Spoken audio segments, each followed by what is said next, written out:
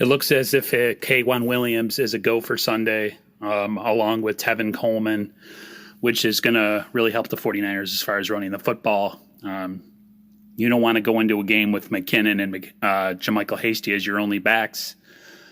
I guess how people come to the conclusion that Coleman's going to play Sunday is that he had a high volume practice on Thursday where the Niners gave him a lot of work, and he still came out Friday for practice. So hopefully he can play Sunday. I guess we'll find out on game time whether him and Kaywan will play. It doesn't look like Jordan Reed is going to be available this week, but he might be available for the Thursday night game. There's talk that Jimmy Ward might play this Sunday as well. Jaquiski Tartt is still hampered by the groin, so you don't want him out there re-injuring himself. As much as you want more experienced safeties against Seattle and their ability to throw it deep, to me it's one of those things where you want the experience. You don't want guys learning on the job against accomplished receivers and receivers that can do damage. But at the same time, if you got a guy out there that's compromised who's not 100%, that's a problem too. So we'll see what the Niners do in that front and who would they go with on game day. To me, the game comes down to real simple things. And here's a game plan. Run the football. Run the football, run the football, run the football. 35-plus runs, and I think you win this game. It does two things. One, it protects Jimmy from himself and his low ankle injury, his high ankle sprain. And two, it keeps Russell Wilson off the field. Russell Wilson, love him or hate him, is an MVP candidate this year. He's amazing. He can throw the deep ball. He can do everything. He can scramble.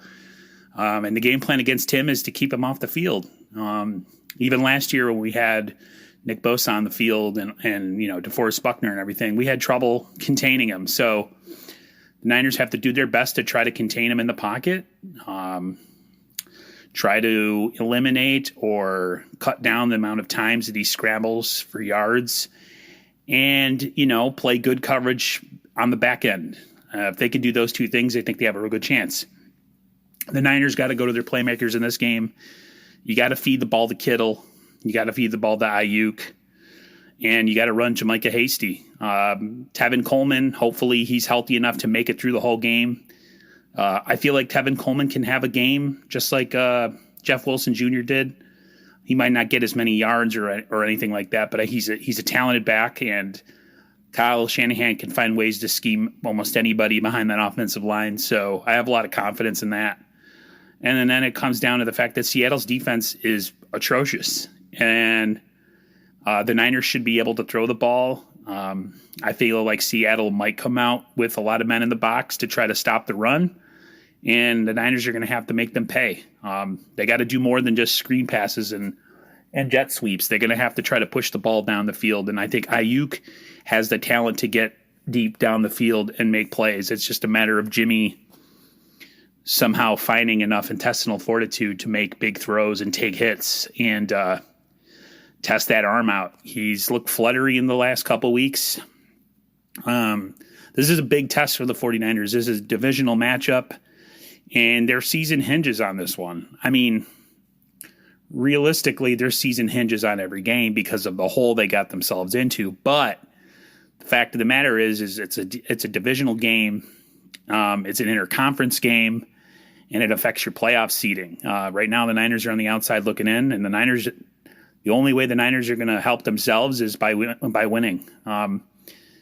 If they lose this game, they drop it to 4-4, and then they go against Green Bay on Thursday night. So this is an important game for the 49ers, a game that I think they can win. A lot of people, at least people in the Bay Area, think the 49ers have a good shot of taking this game from them.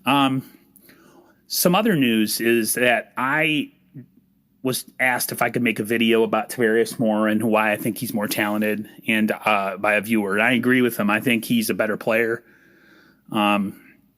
I feel like the safety position is a position that the Niners could somehow save some money down the road.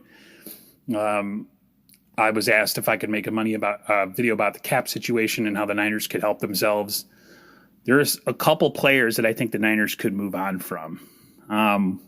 One is Weston Richburg, and the other is Jimmy Ward, and possibly Quan Alexander. Now, I don't know the cap specifics and the kind of penalties that the Niners will have cutting those players, but after this season, because as of now, it looks like the Niners are not going to be big players at the end of the trading deadline.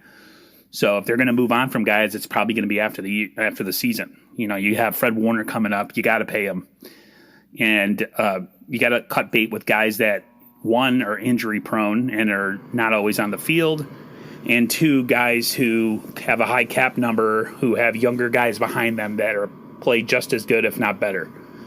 And you have that with Quan Alexander. You have that with Tavarius Moore, with Jimmy Ward. And with Weston Richburg, it's just the fact that he's never available. So the Niners can find a way to do something with those guys in the offseason. I feel like they can make some headway with their cap space. We're going into an offseason where the cap is going to be lower, so the Niners are going to have to find a way and be creative to re-sign and keep as many guys as possible.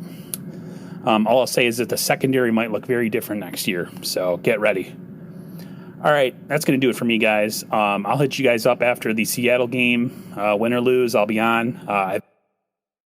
So I haven't made as many videos, but I should be on after work tomorrow night.